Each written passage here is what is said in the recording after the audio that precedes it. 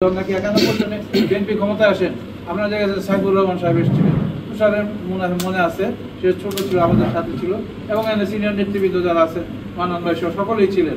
মান্নান ভাইয়ের ছবিও আমার সাথে আছে।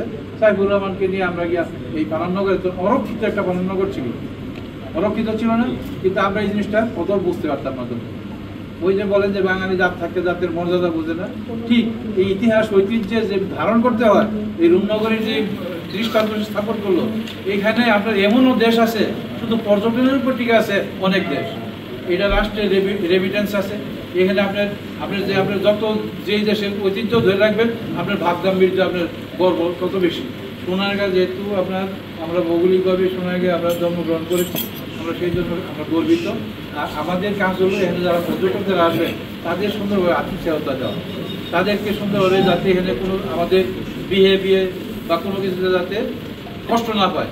আমরা যখন নাকি সর্দার বাড়িটা উন্মুক্ত ছিল, আমরা যখন ছোট ছিলাম তখন সর্দার বাড়িতে অনেক সময় অনেক বিদেশিরা আসতো বা যারা পর্যটক আসতো, তাদের সাথে কীভাবে আচরণ করতে হয়, তাদেরকে কীভাবে রিসিভ করতে হয়, এই জিনিসগুলো জানতাম না। আপনারা জাপানে যদি যান, কোনো জায়গায় বিদেশে যদি যান, আমি রিসেন্টলি আপনার এই যে মালদ্বীপে ঘুরে আসলাম, এটা আমার একটা দৃষ্টান্ত হিসেবে দিচ্ছি। মালদ্বীপে কিচ্ছু নাই, মালদ্বীপে কিচ্ছু নাই, খালি এদের স্থাপত্য এবং নদী এগুলো সংরক্ষণ করে শুধু পর্যটনের উপর টিকে আছে। শতকরা 80% তাদের রাজস্ব আয় হয় এই পর্যটন থেকে। আমাদের বাংলাদেশেও আমরা যে সারা বিশ্বের সবচেয়ে বড় সমুদ্র সৈকত হল কক্সবাজার।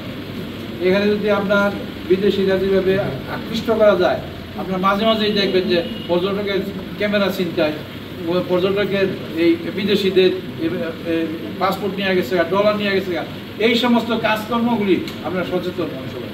যদি এগুলোর থেকে বিরত থাকেন, আমরা যদি মনে করেন যে ঠিক আছে পর্যটন শিল্পটার একটা আমরা উঁচু পর্যায়ে নিয়ে যাব এবং এটাতে বিশ্বে আমাদের সম্মান বৃদ্ধি করব, তো সেই ক্ষেত্রে আপনাদেরকে সোনারগাঁয়ের মানুষ এমনিই ভদ্র, ভালো এবং আরও অধিকতর সচেতনভাবে যাতে পর্যটকরা আসলে তাদেরকে সুন্দরভাবে আপনারা আপ্যায়িত করবেন।